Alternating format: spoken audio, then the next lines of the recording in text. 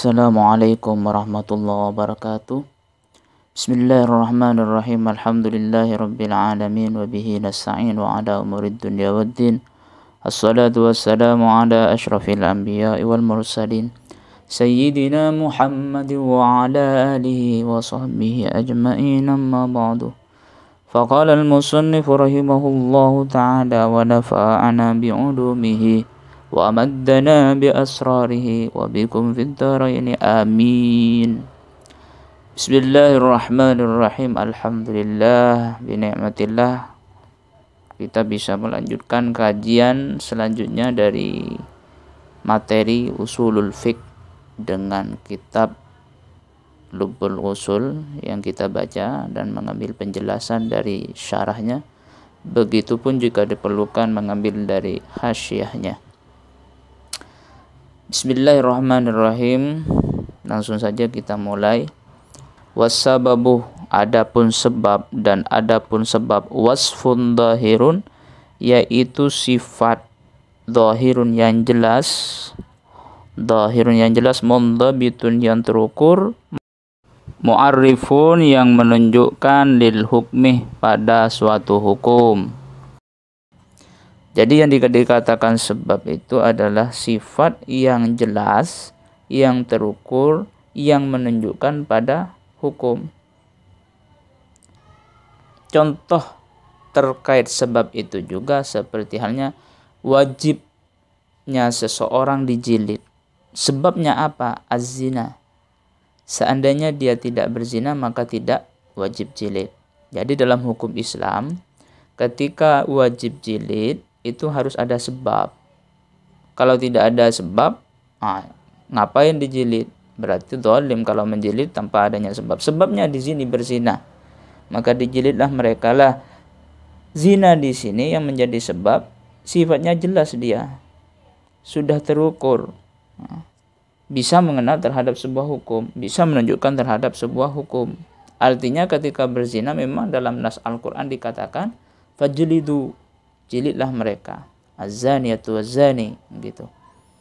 Nah berarti az-zaniyatu waz-zani ini menjadi sebab dari fajlidu, dari penjilidan.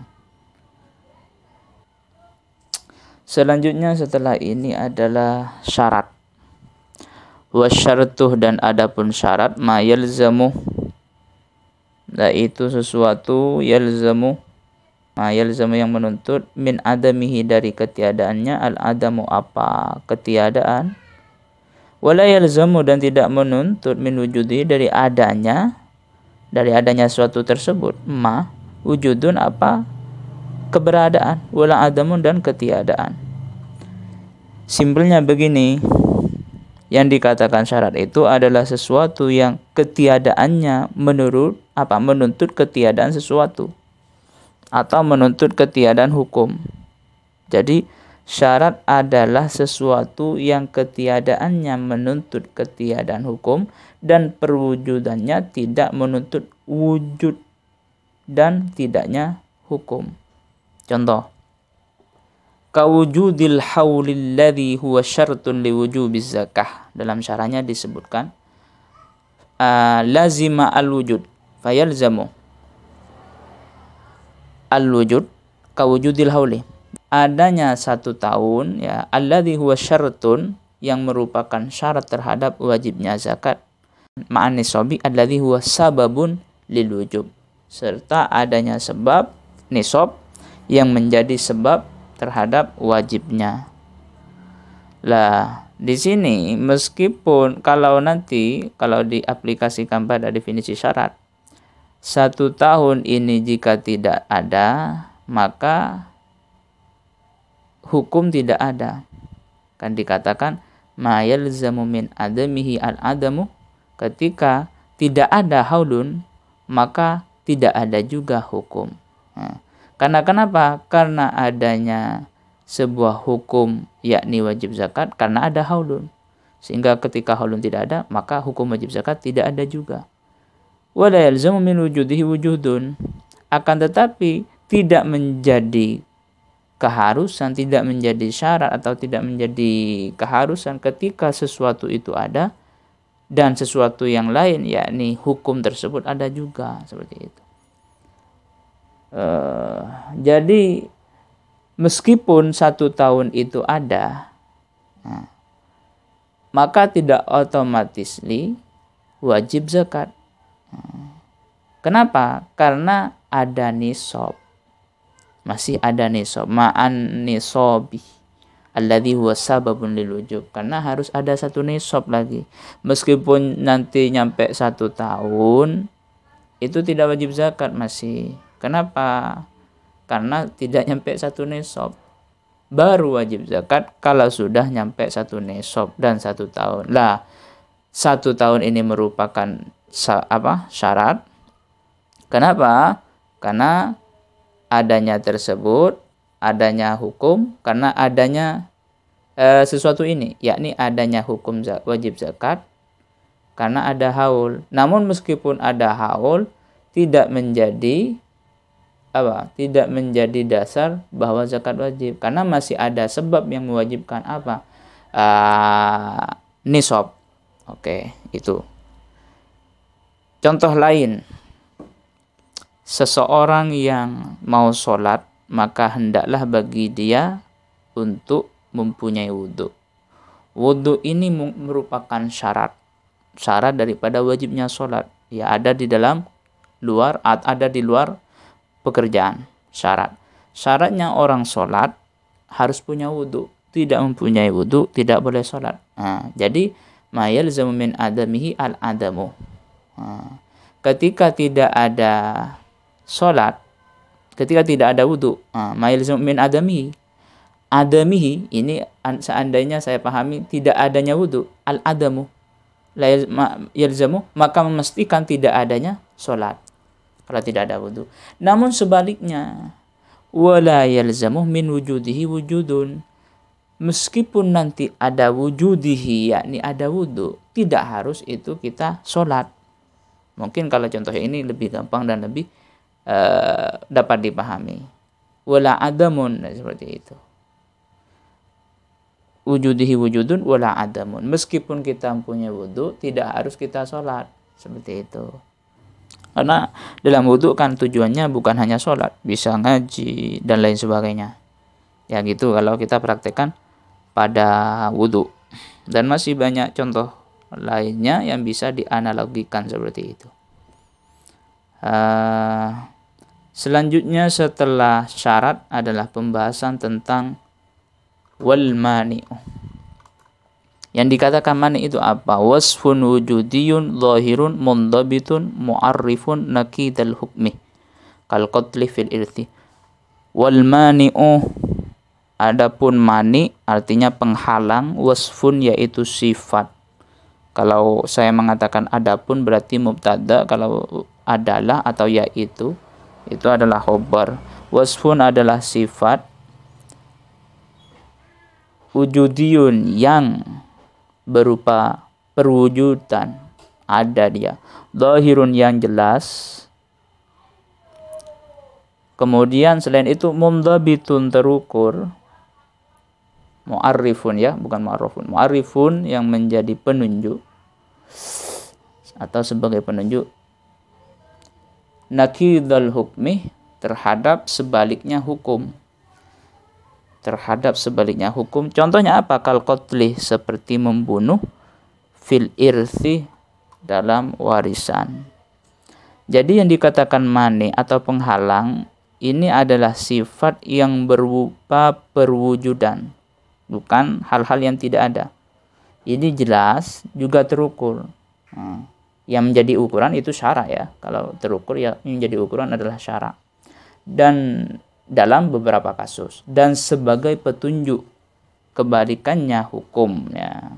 Jadi nanti kebalikannya bagaimana? Mana ini akan menjadi potensi kebalikan terhadap hukum. Contoh, orang membunuh orang tua ya hukumnya haram, dosa besar. Lah di sini membunuh menjadi mani. Ya, bukan menjadi syarat atau menjadi sebab, tapi menjadi mani. Mani dari apa? Pencegah dari dirinya mendapatkan warisan dari orang tua. Mani. Jadi nakidul hukmi, terhadap sebaliknya hukum asalnya kan dia mendapatkan warisan dari orang tua. Sebaliknya, karena ada mani, ada pencegah, maka hukum itu berbalik, tidak mendapatkan dia, seperti itu. Insyaallah kalau ini dapat dipahami langsung ya, tidak perlu memikir terlalu dalam begitu. Dan contoh yang lainnya bisa kita analogikan juga. Wasihhatu, kemudian sihah, yang dikatakan sihah apa? Muwafaqatu dzil wajhain. Muwafaqatu cocok, yaitu sesuai atau kesesuaian dzil wajhain, kesesuaian pekerjaan dzil wajhain yang mempunyai apa?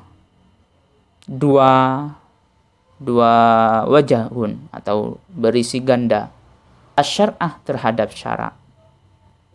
Fil asohi, di dalam qaul asoh. Berarti saya sampaikan lagi, al asohu indana itu lawannya Asy'ariyah, al asohu dengan perbedaannya dengan pendapat imam-imam yang lain, seperti itu. Jadi menurut qaul asoh seperti ini. Ukuran as-sah itu adalah kesesuaian perbuatan berisi si ganda terhadap syarak. Maksudnya dzil wajhain apa? Maka kita harus merujuk pada kitabnya dan membaca syarahnya. Artinya di sini cocoknya pekerjaan yang mempunyai dua sisi. Ukuan asyara fil asohi, dua sisi di sini berisi muwafaqah asyar'i, muwafaqatu syar'i wa mukhalafatuhu. Cocok dengan syarak dan tidak cocok dengan syarak. Di sini sesuai dengan syarak dan juga bertentangan dengan syarak. Ini istilahnya dzil wajhain. Jadi kalau cocok, muwafaqatun dzil wajhain, cocok dengan syarak, maka dikatakan sah. Seperti itu. Bisa dipahami ya. Wa bisihhatil ibadati, dan maksud keabsahan ibadah ijza'uha adalah munculnya ijza'nya ai kifayatuha fi sukuti ta'abbudi, yakni pemenuhan ibadah dalam menggugurkan tuntutan. Fil asohi, di dalam qaul asoh. Kemudian bisa dibaca di dalamnya dalam syarahnya, wa illam yaskutil qada, walaupun tidak menggugurkan qada. Intinya di sini sudah menggugurkan ta'abbud saja. Lah di sini versi asoh. Kalau yang bukan asoh, wakila ijza'uha, harus ijza'uha sukut qada'iha juga, harus sukut qada. Artinya tidak usah qada. Seandainya orang sholat itu dikatakan as-sah menurut versi pertama ketika hanya mencukupi ta'abbud, sukuti ta'abbudi. Secara rukun syarat sudah dikerjakan oleh dia. Jadi sukuti ta'abbudi, bukan sukutil qada. Itu dikatakan ibadahnya sah, sudah mencukupi syarat rukun gitu. Lah kalau yang satunya yakni qaul yang bukan asoh, wakila ijza'uha, yang dikatakan ijza'uha sukutu qada'iha, harus sukut qadanya. Artinya tidak ada qada nantinya. Contoh kalau orang sholat, kalau masih ada qada, harus melaksanakan qada, maka ia bukan sah namanya. Begitu versi ini. Namun perbedaan ini hanya walhulfu lafdiyun lah, bahasanya seperti itu. Perbedaan hanya retorika lafal saja. Substansinya mereka meskipun seperti itu tetap wajib sholat semua. Yang mengatakan bahwa as-sah itu cukup sukuti ta'abbud tanpa harus qada, artinya meskipun dia wajib qada, kalau sudah memenuhi syarat dan rukun itu dikatakan sah, tetap saja nanti wajib qada. Yang satunya yang ahli fikih juga ini seperti itu. Dia mengatakan sah apabila sukutil qada. Qada itu sukut gugur. Kalau dia masih wajib qada itu tidak sah. Namun pada hakikatnya ini harus qada semua kan, seperti itu. Itu yang dikatakan di dalam hasyiahnya. Sebagaimana pernyataan teksnya, wal hilafu fil mas'alati lafdiyun. Kenapa? Littifaqihim ala annahu fi salatihil madhkurati muwafiqun lil amri wa annahu yuthabu alaihi wa annahu yajibul qada in tabayyana hadatsuhu wa illa fala. Jadi meskipun mereka berbeda dalam sholat-sholat yang sudah disebutkan tadi, muwafiqun lil amri, ketika sesuai dengan amar perkara, maka ia akan mendapatkan pahala. Akan tetapi wa annahu yajibul qada in tabayyana hadatsu, ketika jelas dia hadas. Kalau tidak jelas dia hadas maka tidak wajib. Contoh kasusnya yang lebih jelas seperti ini. Ada orang sholat yang menyangka dirinya dalam keadaan suci, kemudian terbukti dia telah berhadas. Menurut pendapat pertama, yakni pendapat ashah, ini sholatnya sah, meskipun dia tetap berkewajiban qada, karena dia sukuti ta'bud saja, tidak harus sukutil qada, versi pertama ashah. Dan menurut yang kedua, pendapat kedua atau fuqaha di sini, sholatnya tidak sah. Kenapa? Karena sholat yang dia kerjakan belum menggugurkan qada, seperti itu. Dan pada hakikatnya tadi substansinya sama nanti seperti yang dikatakan oleh hasyiahnya, seperti itu. Kemudian wawairiha dan maksud keabsahan selain ibadah dan selain ibadah, yakni keabsahannya bagaimana? Tarattubu athari, bisa dikatakan absah, bisa dikatakan oke lah, sah gitu. Harus ada tarattubu athari, muncul pengaruhnya, yakni tujuan akad. Wa yatasul ijza'u, dan terkhususkan al-ijza'u apa ijza' bil matlubi, dengan sesuatu yang diperintahkan, yakni wajib maupun sunnah, fil asohi, dalam qaul asoh. Jadi kalau ijza' ini terkhususkan pada ibadah yang diperintahkan. Kalau ada syaratnya ini min wajibin wa mandubin. Jadi sah ini kalau dihubungkan atau diaplikasikan pada bab ini, tarattubu atharihi, yang muamalah tentunya, maka memiliki pengertian berlanjutnya tujuan akad. Seperti halnya ketika jual beli dinyatakan sah, maka tentu pihak pembeli berhak memanfaatkan barang yang dibelinya, bisa dipakai atau bisa dibawa gitu. Sah dan berlanjutnya tujuan akad, yakni tarattubu atharil aqdi, tidak sama, karena sah merupakan penentu munculnya. Jadi ketika ada sah, baru di situ muncul tarattubu atharil aqdi, boleh dipakai, itu tarattubu atharil aqdi, atau boleh dibawa, digunakan, dikendarai kalau mobil. Dalam artian ketika akad itu dinyatakan sah, maka tarattubul athar tadi itu akan muncul dari keabsahan tersebut.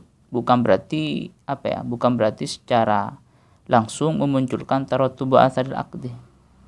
Sehingga kasus jual beli di tengah masa hiyar baik hiyar majlis, hiyar aib, meskipun masa itu dihukumi sah, akan tetapi taratub itu belum bisa direalisasikan karena menunggu habisnya masa hiyar. Ya, mungkin itu saja kajian kita pada kali ini, kurang lebihnya mohon maaf. Allahu ta'ala a'lam. Assalamualaikum warahmatullahi wabarakatuh.